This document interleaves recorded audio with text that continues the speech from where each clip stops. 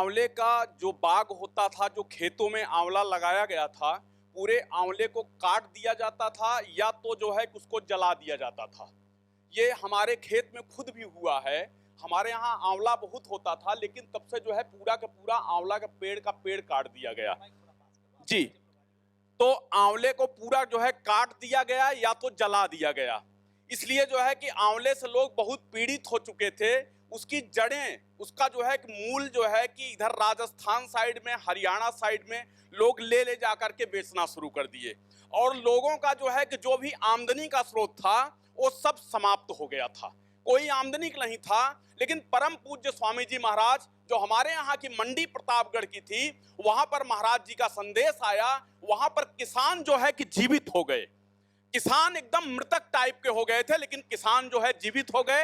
हमारे प्रतापगढ़ से भी लोग आए हुए हैं, तो मैं उनको भी प्रणाम करता हूं कि जो है कि प्रतापगढ़ में आज जो है कि आंवले की खुद खेती पुनः जो है कि चालू हो गई है। और आंवला की सप्लाई सबसे ज्यादा यदि कहीं होती है तो पतंजलि योगपीठ परम पूज्य स्वामी जी के जो है कि धाम पर होती है। बहुत बहुत धन्यवाद। ये भाई दुर्गेश जी ने बताया ना कि आंवले को जलाना शुरू किया। उस समय पतंजलि पहली संस्था थी जिसने सोचा कि आंवले को घर घर तक कैसे पहुंचाएं जिससे हर भारतवासी स्वस्थ बने।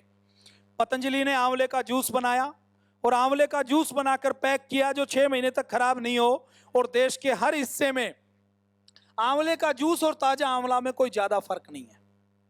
अब जैसे भाई दुर्गेश जी ने बताया कि आंवला पैक करना शुरू किया, लोगों को आंवला मिला और आंवला खरीदा तो लोगों के बाग कटने शुरू हुए। ये पतंजलि ने गलत किया कि अच्छा किया? अब आंवले का जूस पहले कभी बना नहीं, तो एफएसएसआई के पास, भारत की जो फूड सेफ्टी की गाइडलाइन बनाने वाली संस्था है, उसके पास आंवले के जूस का पीएच कितना हो उसका कोई मापदंड ही नहीं था। किस जूस का मापदंड था? संतरे के जूस का, सेब के जूस का। उन्होंने किसी मूर्ख व्यक्ति ने उसी मापदंड के ऊपर कहा कि पतंजलि के आंवले के जूस का तो पीएच गड़बड़ है, जबकि पीएच आंवले का होता ही वैसा है। उनका स्टैंडर्ड गड़बड़ था, उनको जानकारी नहीं थी और ये झूठी रिपोर्ट मीडिया में फैला दी गई कि पतंजलि का तो आंवले का जूस फेल हो गया। आंवले का जूस तो वैसे ही फेल नहीं होता। आंवले के जूस में कोई मिलावट नहीं होती और आंवले का जूस तो खुद ऐसा होता है, उसके अंदर इतना खट्टापन होता है कि उसके अंदर कोई बैक्टीरिया वायरस तो पनपता ही नहीं है। तो ऐसे षड्यंत्र रचे जाते हैं। तो पतंजलि ने आंवले को बचाने का काम किया। फिर भी चलता क्या है? बाइकआउट पतंजलि। फिर हम उसके विरोध में पतंजलि की सेवाएं चलाते हैं। कई बार मीडिया में चलता है कि पतंजलि ने चिकन मसाला लॉन्च किया, बियर लॉन्च की, दारू लॉन्च की। षड्यंत्र कैसे चलता है? 2011 में हमने जब आंदोलन किया तो मीडिया में हेडिंग क्या बनती थी? बाबा रामदेव की रामलीला। और जब अन्ना हजारे का ग्रुप, विदेशी प्रायोजित ग्रुप निकलता था, उनके 10 व्यक्ति कहीं खड़े हो जाते थे मोमबत्ती लेकर, तो क्या हेडिंग बनाते थे? पूरा शहर उतरा सड़कों पर। बनाते थे कि नहीं बनाते थे? जिनका कोई संगठन नहीं, कोई काम नहीं। और मुझे बताइए, अन्ना हजारे, अरविंद केजरीवाल की देश के लिए सेवा क्या थी 2014 तक, 13 तक, 11 तक? और उसके बाद भी कुछ नहीं है। अन्ना हजारे ने तो चलो एक गांव तो ठीक किया, एक गांव में साफ सफाई की, मंदिर में रहे, पेड़ पाड़ लगाए, उन्होंने कुछ तो किया। अरविंद केजरीवाल और दूसरे लोगों ने तो कुछ भी नहीं किया।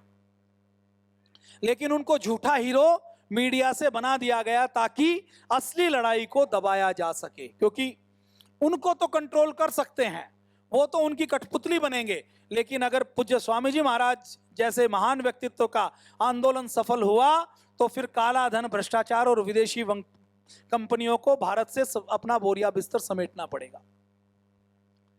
इस प्रकार से षड्यंत्र चलते हैं। अफवाह फैलाई जाती है कि बाबा रामदेव गए लंदन में घुटनों की सर्जरी के लिए। अच्छा, घुटनों की जिसको सर्जरी हो जाए, मान लीजिए हो गई, जिसको सर्जरी हो जाए वो चौकड़ी लगा के बैठ सकता है क्या? वो वज्रासन में बैठ सकता है? वो दौड़ लगा सकता है?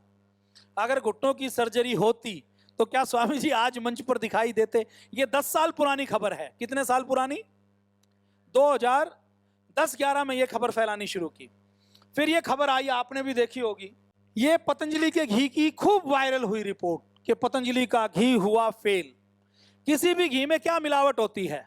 घी में 2 ही प्रकार की मिलावट होती है, या तो घी में केमिकल की मिलावट होती है या वनस्पति तेलों की मिलावट होती है। देसी घी में क्या मिलावट होगी? या तो केमिकल की, या चर्बी की, या क्योंकि वो गाय का घी है उसके अंदर हम किसी और पशु का घी मिला दें, कोई पाम ऑयल मिला दें, कोई रिफाइंड ऑयल मिला दें, कोई सूरजमुखी का तेल मिला दें, तो वो मिलावट मानी जाएगी। यद्यपि वो सूरजमुखी का तेल, सरसों का तेल गलत नहीं है, लेकिन मिलावट तो मिलावट है। जो चीज होनी चाहिए उसके अंदर वो नहीं है तो वो अशुद्धि है। अगर चने का आटा आपको पिसवाना है तो चने में गेहूं भी मिल जाए तो वो अशुद्धि है या नहीं है? तो ये रिपोर्ट पब्लिश की गई और खूब वायरल हुई, और लोग तो पहले से ही कहते थे बाबा के पास इतना घी कहां से आता है, और घी है भी तो 1200 रुपए लीटर बेचना चाहिए, 600 रुपए लीटर कैसे बेच रहे हैं? हमारे कार्यकर्ता भी कंफ्यूज हो जाते थे, और तो और हमारे घर परिवार के कुछ लोग जो हमारे जानने वाले हैं वो भी कहते थे देखो सारी चीज ठीक है, राकेश जी आप भी ठीक है, ईमानदार हैं, हम आपको जानते हैं, बाबा जी भी ईमानदार हैं, पर ये जो घी है ये समझ नहीं आता। आप लोग भी कई बार जिनके घर में गाय है वो भी कंफ्यूज होते होंगे, बाबा जी का घी जरूर गड़बड़ है, बाकी तो सब ठीक है। किस किस को लगता है कि घी गड़बड़ है? हाथ खड़ा करो, शर्माओ नहीं, शर्माओ नहीं, शर्माओ नहीं, शर्माओ मत। अब आप घर में घी बनाते हैं तो सबसे पहले तो दो बात करते हैं। पहली बात कि गाय के घी में कोई मिलावट है या नहीं है। पतंजलि का गाय का घी 200% शुद्ध है, और हम आपको दावा करते हैं, आप पतंजलि के किसी स्टोर पर जाएं, बिल के साथ बैच नंबर के साथ सैंपल खरीदें और उसको दुनिया की किसी भी लैब में टेस्ट करवा लें। देसी गाय के घी में जो तत्व होने चाहिए वो सारे उसमें मिलेंगे, और जो नहीं होने चाहिए वो एक भी चीज उसमें नहीं मिलेगी। और आज विज्ञान ने इतनी उन्नति कर ली है, आप किसी भी 1000 चीजों को मिलाएं, उनकी थोड़ी थोड़ी मात्रा मिलाएं, उसको चूर्ण कर लें, उसके अंदर कलर मिला दें और उसका आप सैंपल हमें दे दें या दुनिया की बड़ी लैब में दे दें, तो 10 मिनट के अंदर, जो पहले कहते थे ना कि घुटी हुई दवाई और मुंडे हुए व्यक्ति का पता नहीं लगता कि कौन है, घुटी हुई दवाई का आज 100% पता लग जाता है। आपको कोई चमत्कारिक, आप में से कुछ लोगों को शुगर की दवाई कि 2 दिन में शुगर ठीक, कुछ लोगों को मिलती है ना, आपके यहाँ कोई दवा दे रहा है कोई व्यक्ति, वो बता नहीं रहा कि दवा क्या है, हमें उसका सैंपल दे दीजिए, हम उसका पता लगा लेंगे। और दुनिया में बहुत सी ऐसी मशीनें हैं जो पता लगा लेती हैं। तो गाय के घी को आप दुनिया की किसी लैब में ले जाइए, उसके अंदर 1% भी मिलावट नहीं है, ये हम दावा करते हैं। अच्छा, गाय का घी हमारा कब से आ रहा है? 2008 से आ रहा है ना। 2009 से लेकर 14 तक कांग्रेस से भयंकर युद्ध रहा कि नहीं रहा? अभी भी कई राज्यों में कांग्रेस की सरकार है या नहीं है? है या नहीं है? अमेरिका में भी, ब्रिटेन में भी, जर्मनी में भी पतंजलि गाय का घी बिकता है। अमेरिका में, जर्मनी में, ब्रिटेन में भी पतंजलि गाय का घी बिकता है। गाय का घी हमारा 100% शुद्ध है। ये जो रिपोर्ट पब्लिश हुई थी, हमने जब लैब से संपर्क किया कि तुमने ये रिपोर्ट कैसे छापी, तो उन्होंने कहा कि हमारी रिपोर्ट ठीक है, हमें जो सैंपल दिया गया था पतंजलि का कह के, वो सीलबंद सैंपल नहीं था, वो खुला हुआ सैंपल था। आप अंदाजा लगाइए, हमने कांग्रेस जैसी सरकार से टक्कर ली है, उसका वंशनाश किया है, उन्होंने हमारे घी को चेक नहीं किया होगा क्या? और चेक किया होता तो क्या वो हमें छोड़ देते? हमारे ऊपर फैक्ट्री के ऊपर ताला लगाते, घी को बैन करते या नहीं करते? तो पतंजलि का घी आप आंख बंद करके ले लीजिए, मेरा दावा है वो 100% शुद्ध है। अब आप कहेंगे कि राकेश जी आप ऐसा दावा कैसे कर सकते हैं? मैं इसलिए कर सकता हूं कि हमने उस प्रोसेस को देखा है। पहली बात तो आपके मन में दूसरा सवाल आएगा, इतना घी आता कहां से है? अभी भी भारत के अंदर 20 करोड़ गायें हैं। कितनी गायें हैं? कितनी गायें हैं? और एवरेज उसमें 12-13 करोड़ गायें दूध देने वाली गायें हैं। हरियाणा, पंजाब, राजस्थान के लोग तो दूध पीते हैं, घी खाते हैं। कर्नाटक, महाराष्ट्र में ज्यादा लोग ना दूध पीते ना घी खाते, घी तो खाते ही बहुत कम है।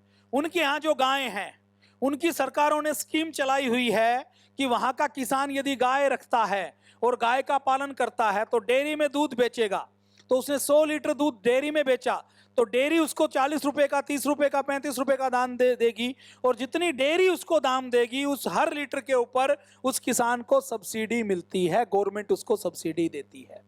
दूसरा, जो ये डेयरी के लोग दूध बेचते हैं, वो दूध डेयरी के लोग कलेक्ट करते हैं। डेयरी का जो कलेक्शन पॉइंट है वो गांव के अंदर ही होता है।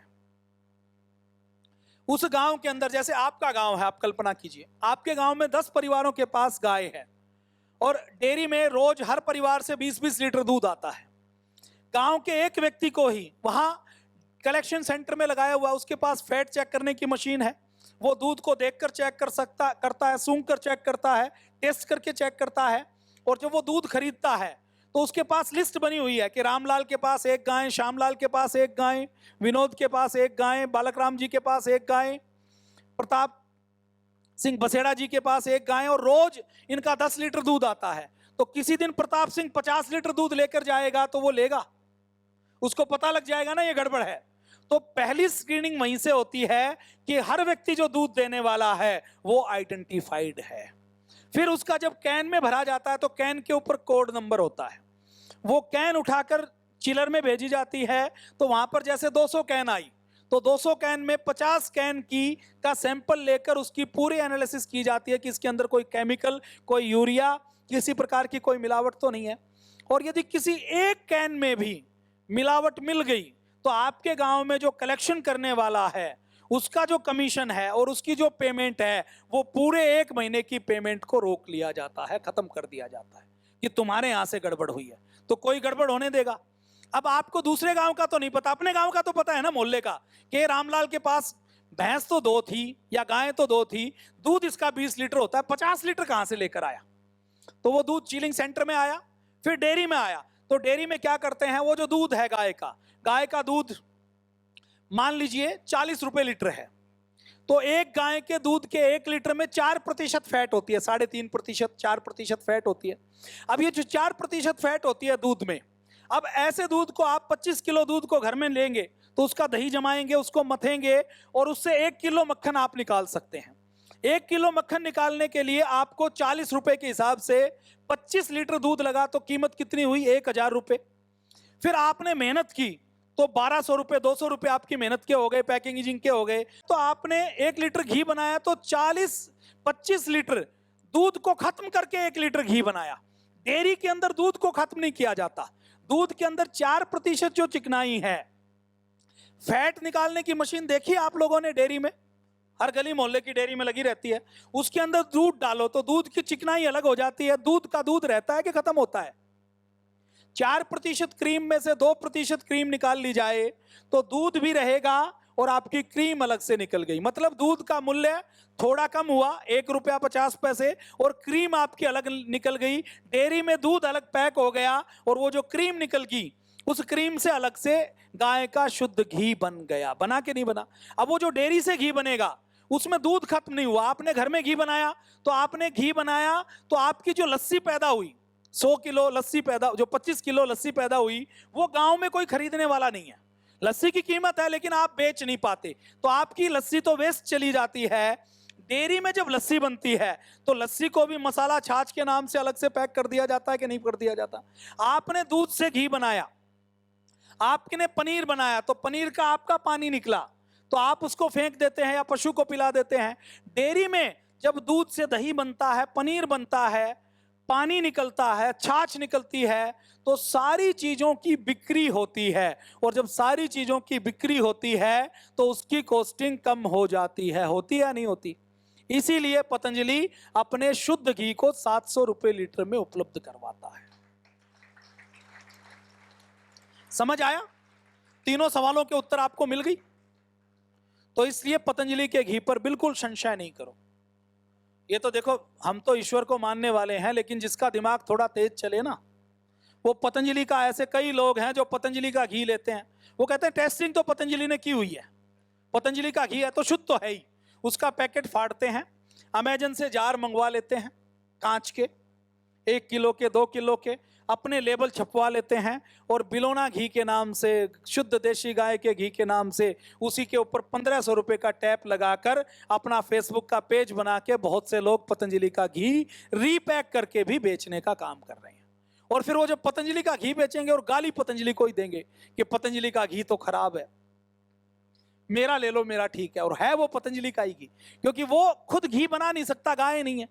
पतंजलि गौशालाओं का संचालन करती है। उत्तराखंड की ऐसे बहुत से गांव हैं जहां पतंजलि गौमूत्र खरीदती है। पतंजलि ऐसी संस्था है जिसने सबसे पहले गाय के मूत्र में सोना होता है ये खोजने का काम किया। पतंजलि ऐसी संस्था है जिसने पहले, घर में हम जो पोछा लगाते हैं ना, ये पोछा पहले किसका लगाते थे?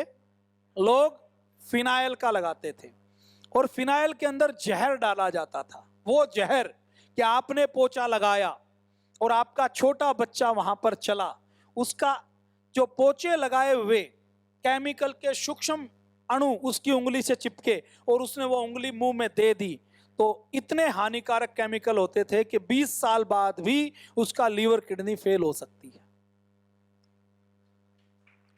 तो ऐसे गाय के गोमूत्र को प्रयोग करने के लिए गोनायल बनाने का काम पतंजलि ने सबसे पहले किया। गोनायल बनाने में जो प्रॉफिट होता है वो गौशाला के संचालन में प्रयोग किया जाता है। तो पतंजलि अच्छा काम कर रही है या बुरा काम कर रही है? तो ये षड्यंत्र किया गया, आपने देखा होगा, सोशल मीडिया में खूब वायरल हुआ, और आज भी हिंदुस्तान में एक बड़ी संख्या में लोगों की कमी नहीं है जो कहते हैं पतंजलि का घी तो पता नहीं ठीक है या नहीं है। अब आपके मन में एक सवाल और आएगा कि ये देसी गाय का घी है या इसके अंदर संकर गायों का भी है? तो अभी देखिए, गाय के अंदर, भारत के अंदर देसी गायें बहुत सीमित मात्रा में है, ज्यादा है नहीं। इसमें जो हमारी नस्ल देसी जो बछड़ी पैदा हुई उसमें मिक्स है, क्योंकि अलग अलग अभी मार्केट ही नहीं है।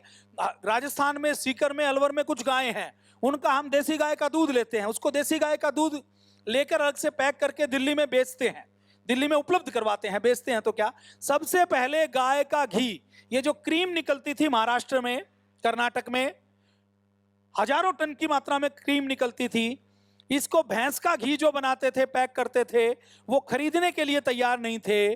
सबसे पहले यदि गाय के क्रीम की, मक्खन की अलग से मार्केट तैयार करने का, रेट मंडी में तय करने का काम किया तो पतंजलि ने किया, क्योंकि पतंजलि से पहले गाय का घी और गाय का मक्खन भैंस से सस्ता बिकता था। गाय का दूध भी भैंस के दूध में मिलाकर बेचा जाता था। लोग ये मानते थे कि गाय का दूध है तो इसके अंदर क्रीम कम है, चिकनाई कम है। आपके यहाँ गांव में भी देखा हो ना, गाय का दूध सस्ता बिकता था या भैंस का? और आज गाय का दूध तो 75 रुपए लीटर बिकता है या नहीं बिकता? और भैंस का दूध 40 रुपए लीटर बिकता है। ये सब प्रचार करने से। अच्छा, ये जो आंवले का, एलोवेरा का प्रचार हुआ, इसमें केवल सारा आंवला एलोवेरा पतंजलि नहीं बेचती।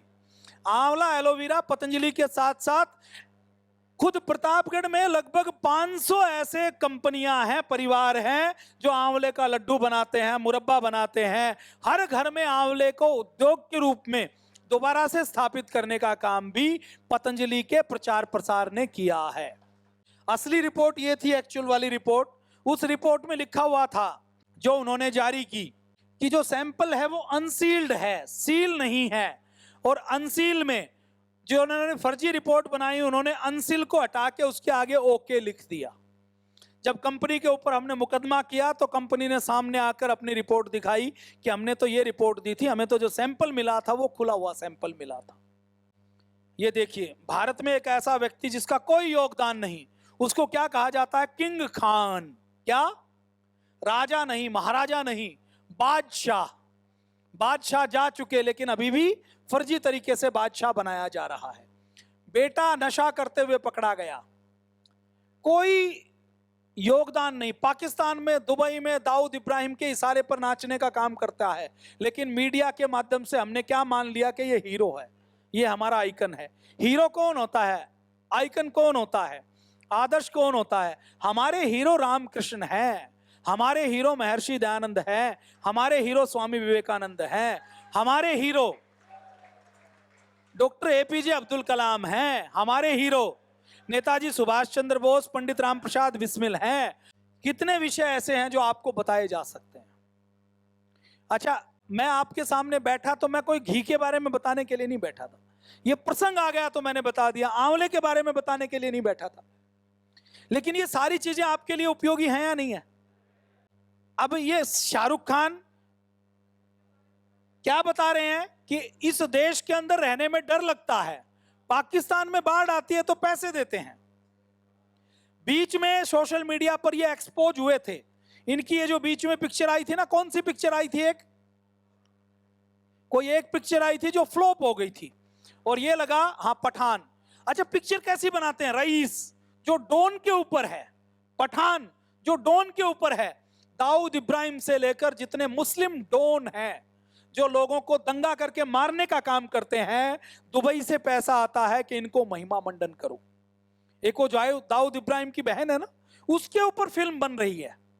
क्या नाम था उसका? दाऊद इब्राहिम की बहन के ऊपर क्या कोई एक फिल्म बनी थी ना, उसकी बहन के ऊपर फिल्म बनी। सन्नी लियोनी जो पोर्न स्टार है, उसकी बायोपिक बन रही है। बायोपिक किसकी बनती है? रावण लीला कभी लिखी गई? रावण लीला कभी होती है?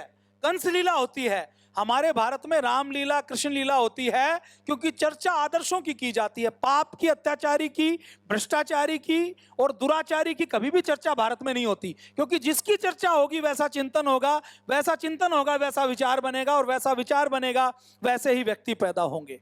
तो यदि फिल्में डॉन के ऊपर, रईस के ऊपर, पठान के ऊपर होंगी तो फिल्मों को देखकर आगे आने वाले समय में अपराधी पैदा होने वाले हैं।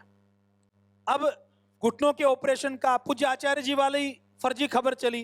अब पूज्य आचार्य जी को किसी ने कुछ खिला दिया, अब वो व्यक्ति था उसको भी नहीं पता था, वो भी हमारे जानने वाला था। अब आप भी तो बहुत कुछ ले आते हो ना हमारे लिए, आप कुछ ले आए अपने क्षेत्र की मिठाई, साथ में कोई और आ गया, दोनों मिठाई रखी हुई है, किसी ने खिला दी, अब हमें पता नहीं कि कौन लेकर आया था, तो अब उसके लिए मुकदमा तो नहीं किया जाएगा।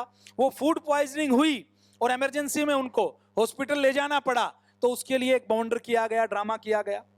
जॉनसन एंड जॉनसन के ऊपर 32,000 से ज्यादा मुकदमे और 1.5 लाख करोड़ रुपए का जुर्माना हुआ, उसकी कोई खबर आपको दिखाई नहीं देगी। पतंजलि के ये फर्जी खबरें आपको दिखाई देंगे। कई बार आपको अपने शहर में दिखाई देती है ना, गार्ड चाहिए, हेल्पर चाहिए, पैकर चाहिए, ये सब फर्जी खबर हैं, इनसे आपको सावधान रहना है। पतंजलि में नौकरी दिलाने के नाम पर, डिस्ट्रीब्यूटरशिप के नाम पर आपको कोई भी भ्रम के अंदर फैलने की जरूरत नहीं है। ये खबरें आपको आती रहती हैं, कई बार गाय के घी का सैंपल फेल, तो ये वैसी ही खबरें हैं जैसे आंवले के जूस की खबरें हैं। अगर सैंपल फेल होता तो बैन लगना चाहिए कि नहीं लगना चाहिए? और आप फैक्ट्री में गए थे तो आपने देखा होगा, च्यवनप्राश देखा बनते हुए, आपको उसका वीडियो दिखाते हैं, उसका वीडियो YouTube पर अपलोड है पूज्य स्वामी जी महाराज का। आप सर्च करेंगे ना, पतंजलि च्यवनप्राश कैसे बनता है, वो सारा दिखाया हुआ है। देखिए च्यवनप्राश के अंदर, मैं बस 2 एग्जाम्पल आपको दे देता हूं, आपको यकीन हो जाएगा। वैसे तो देखो अकेले च्यवनप्राश में इतनी चीजें हैं और च्यवनप्राश का सब्जेक्ट इतना बड़ा है कि 4 घंटे का लेक्चर केवल च्यवनप्राश पर हो सकता है, शाम तक केवल च्यवनप्राश पर बात की जा सकती है। लेकिन अभी मैं आपको 2 ही बातें बताऊंगा कि एक बार च्यवनप्राश बनाने वाला जो हमारी च्यवनप्राश यूनिट का हेड है, वो पूज्य स्वामी जी से मिलने के लिए आया, मैं भी पास में बैठा हुआ था। उसने कहा कि स्वामी जी ये जो च्यवनप्राश बनता है, इस च्यवनप्राश में हर 1 किलो च्यवनप्राश में लगभग 70 ग्राम जो च्यवनप्राश की जो आंवले की पिट्ठी है उसको भूनने के लिए घी का प्रयोग होता है। क्या प्रयोग होता है? घी का प्रयोग होता है। तो उसने कहा कि ये जितनी भी कंपनियां भारत में हैं, आयुर्वेद में विधान है कि च्यवनप्राश को बनाएं तो उसको देसी गाय के घी में ही भूने या तिल के तेल में भूने।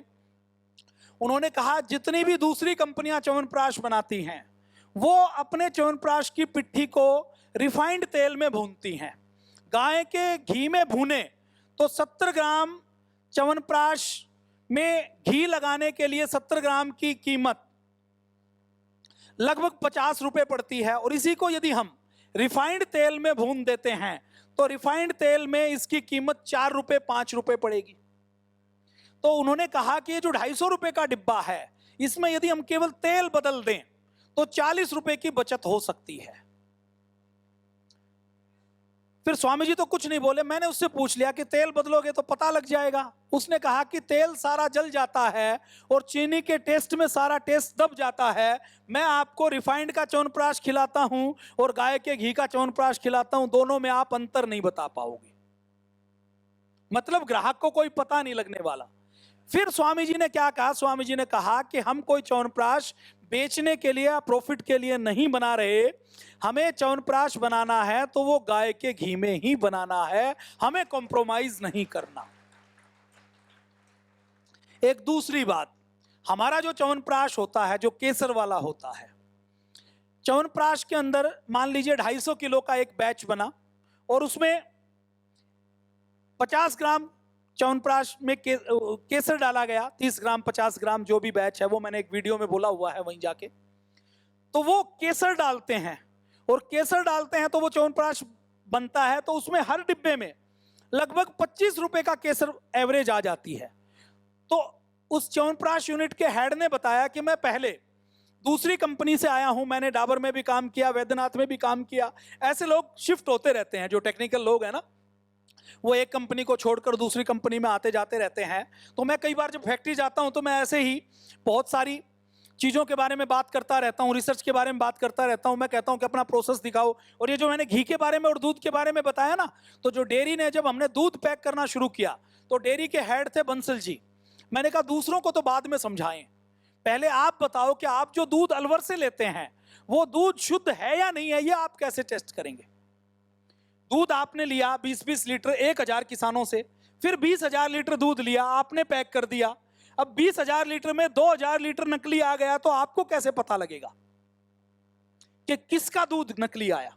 वो जो 2,000 लीटर दूध है, वो जो 20-30 लीटर दूध है, उसका एक हिस्सा दूध है, वो किसके घर से आए, कैसे टेस्ट करेंगे। तो उन्होंने मुझे लेकर गए, मैं गांव में वहां पर गया, वहां एक कलेक्शन सेंटर देखा और उन्होंने बताया कि देखो यहाँ 20 आदमी लेकर आ रहे हैं, सबका पशु क्या है ये भी लिखा हुआ है, और कितना दूध बढ़ता है कितना दूध घटता है ये गांव के व्यक्ति को पता है। और ये जो कलेक्शन करने वाला है, इसको 2% मार्जिन केवल इसी बात का मिलता है कि कोई गड़बड़ हो गई तो इसकी पूरी पेमेंट रोक ली जाएगी। मैंने कहा अब मेरे यकीन हो गया कि अब इसमें गड़बड़ नहीं हो सकती।